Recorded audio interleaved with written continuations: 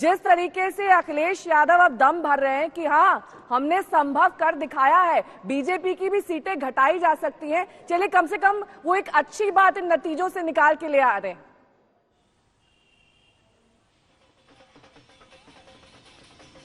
बिल्कुल नेहा, देखिए ये पहला रिएक्शन है अखिलेश यादव का। कल जब ये रात तक हार सुनिश्चित हो गई तो लोग उम्मीद कर रहे थे कि अखिलेश यादव का रिएक्शन क्या आता है, और उन्होंने जो पहला रिएक्शन दिया वो यही दिया, पूरी तरीके से पॉलिटिकल है वो रिएक्शन, और ये कहा कि हाँ बीजेपी को हराना संभव है। लेकिन नेहा अब 10 साल उन्हें इंतजार करने ही होंगे, यानी कि 5 साल उन्होंने कर लिया और 5 साल ये सरकार रहने जा रही है, और ये अखिलेश यादव को ये बातें मालूम है। लेकिन अब 10 साल के बाद क्या राजनीति, क्या परिस्थिति बदलती है ये तो देखना होगा। लेकिन उन्होंने लड़ाई बहुत जबरदस्त लड़ी, इसमें कोई दो राय नहीं।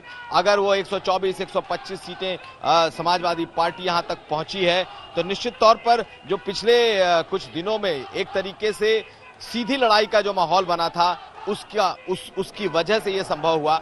और उम्मीद ये लोग लगा रहे थे कि जैसे ही किसी की हार होगी, खास करके अगर समाजवादी पार्टी गठबंधन की हार होती है तो ईवीएम पर सारा ठीकरा फूटेगा, कहीं ना कहीं सरकारी मशीनरी पर सारा ठीकरा फूटेगा। लेकिन एक अच्छी बात निकल करके आई, चाहे जो भी हारा हो, अखिलेश यादव बतौर लीडर हारे हैं, लेकिन बाकी लोग इंडिविजुअल भी हारे हैं, चाहे वो स्वामी प्रसाद मौर्य हो, चाहे ओम प्रकाश राजभर हो। हालांकि वो खुद जीते, उनकी पार्टी सब जगह हार गई, किसी ने भी ईवीएम पर सवाल नहीं खड़े किए और सबने इसे ग्रेसफुली एक्सेप्ट किया है, यानी कि आगे की लड़ाई अब लड़नी है। और आप देखें तो यही बात जयंत चौधरी ने भी कही है। तो अब आने वाले वक्त में योगी सरकार का आपको 5 साल जनता ने दे दिया है, और अब जिस तरीके से बयान आने शुरू हुए हैं, कम से कम शुरुआत जो हो रही है नए सरकार की या लोकतंत्र के इस नए दौर की, ये एक शुभ संकेत देता है। नेहा, अभी 10 बजे मायावती भी प्रेस कॉन्फ्रेंस करने वाली हैं, एक एजेंसी से बात करने वाली हैं, और उनकी भी लाइन सामने आएगी कि आखिर वो क्या कह रही हैं इस हार के बाद। क्योंकि अभी तक की सबसे बड़ी क्रशिंग डिफीट जिसे कह सकते हैं, एक सीट पर वो आकर के रुक गई हैं। ऐसी स्थिति में समाजवादी पार्टी तो बढ़कर काफी तिगुने के आसपास चली गई, लेकिन बीएसपी एकदम से खत्म हो गई है। अगर सीटों के लिहाज से देखा जाए, बीएसपी के लिए आने वाले वक्त में नहीं है, इसी को लेकर शायद प्रेस कॉन्फ्रेंस में तमाम बातें मायावती साफ करेंगी। कुमार संतोष भी हमारे साथ लगातार जुड़े हैं। संतोष, देखिए अब कल का जो दिन था, तमाम बीजेपी के नेता मंच पर आए, उन्होंने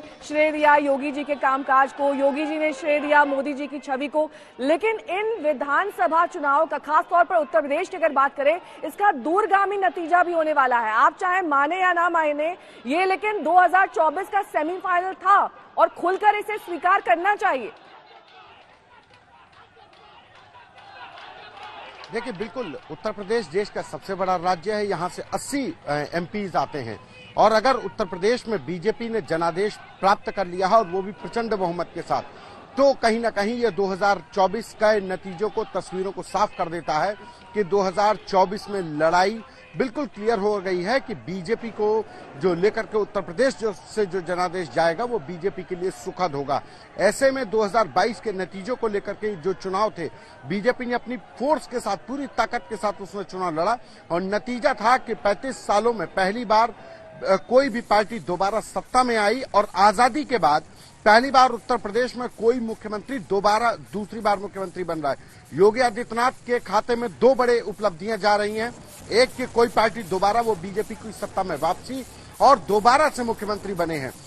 कांग्रेस या तमाम पार्टियां सत्ता में जरूर आई, लेकिन मुख्यमंत्री रिपीट नहीं हुआ। लेकिन मुख्यमंत्री योगी आदित्यनाथ के नाम पर चेहरे पर जो चुनाव लड़ा गया, उसके बाद से बीजेपी को ये जो बहुमत मिला है, कहीं ना कहीं बीजेपी के लिए 2024 का ये सेमीफाइनल है, और इस सेमीफाइनल में बीजेपी ने एक, कहा जाए कि बड़ी जीत हासिल कर दी। अब 2024 का बस इंतजार करना होगा, लेकिन तस्वीर जरूर साफ हो चुकी है। बिल्कुल, तस्वीर साफ हो चुकी है, तमाम नतीजे हमारे सामने हैं।